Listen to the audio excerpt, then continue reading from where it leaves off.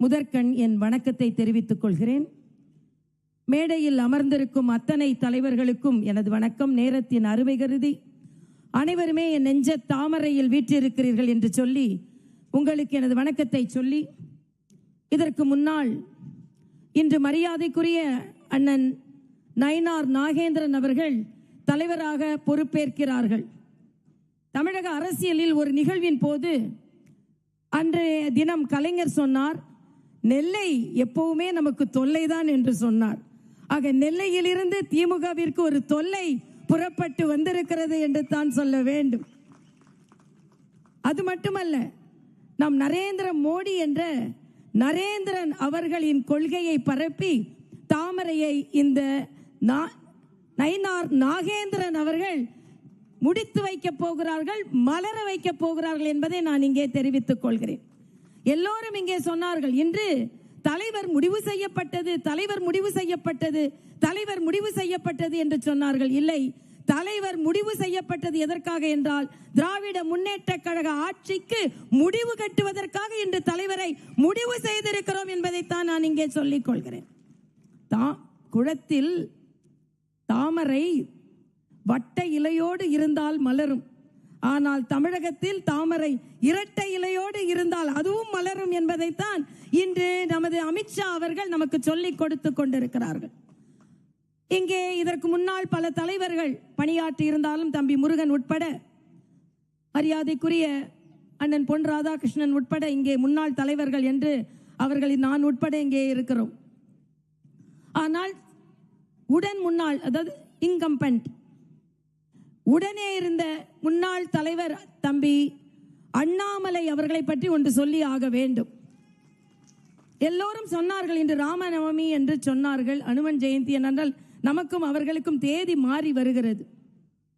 ஆனால் கம்பராமாயணத்தில் ராமனை பற்றி கம்பன் சொல்லும் பொழுது சொல்லுவார், ராமனின் முகம் ஓவிய தாமரை போல் இருந்ததாம். எப்பொழுது?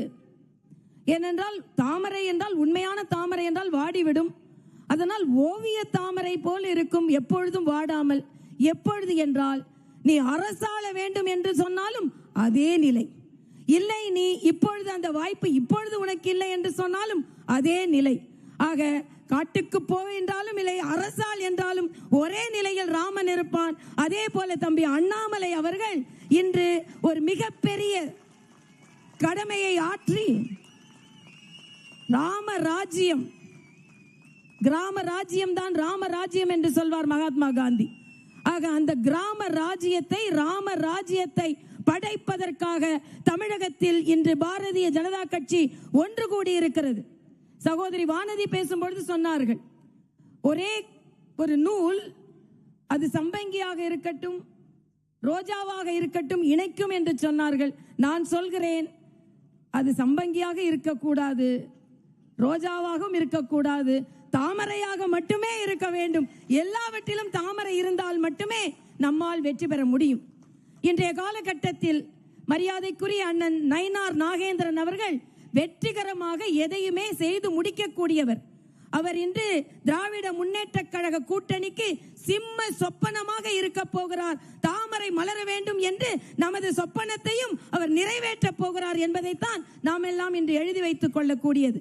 மரியாதைக்குரிய நரேந்திர மோடி அவர்கள் நேற்றைய ட்விட்டரில் பதிவு செய்ததை போல நாம் எல்லாம் ஒன்றிணைந்திருக்கிறோம். ஏனென்றால் தமிழகத்தை வென்று காண்பிப்பதற்கு, ஏனென்றால் தமிழகத்தில் இந்த திராவிட முன்னேற்ற கழக ஆட்சிக்கு முடிவு கட்டே ஆக வேண்டும்.